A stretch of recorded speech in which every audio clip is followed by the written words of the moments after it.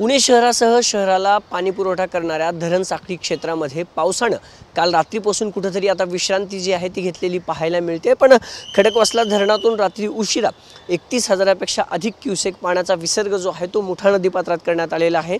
ही दृश्य मी तुम्हाला दाखवतोय ती नदीपात्रातली आहेत। गेल्या 2 दिवसापासून हा सगळा रस्ता नदीपात्रातला जो शहरातला रस्ता आहे तो वाहतुकीसाठी पूर्णपणे बंद आहे, कारण 31,000 क्युसेक पाणी काल रात्री सोडण्यात आलेलं आहे। खडकवासला धरणातून मोठ्या प्रमाणात पाण्याचा विसर्ग प्रशासनाकडून करण्यात आला आणि त्यामुळे हा सगळा रस्ता जो आहे तो जलमय झालेला पाहायला मिळतो। त्यामुळे हा सगळा रस्ता गेल्या 2 दिवसापासून वाहतुकीसाठी बंद आहे। तर जी नदीकाठची गावं आहेत किंवा जो नदीकाठचा परिसर आहे त्याला देखील त्या परिसराला देखील जो आहे तो प्रशासनाकडून सतर्कतेचा इशारा दिला आहे।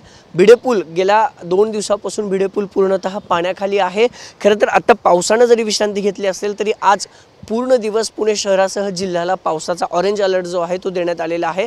सकाळी काही प्रमाणात पाऊस देखील या सगळ्या परिसरात झाले। आज पुन्हा पावसाची शक्यता हवामान विभागाकडून वर्तवण्यात आली आणि त्यामुळे खबरदारी म्हणून पुन्हा जर गरज पडली तर खडकवासला धरणातून पाण्याचा विसर्ग जो आहे तो वाढवण्यात येणार आहे।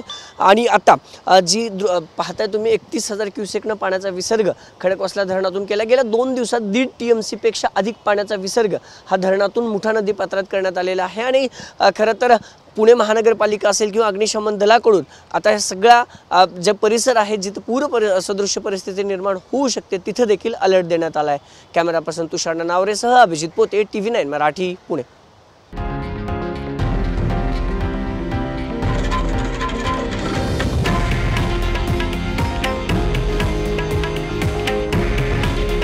हे आहे देशातील नंबर 1 न्यूज नेटवर्क आणि आपण पाहत आहात TV9 मराठी।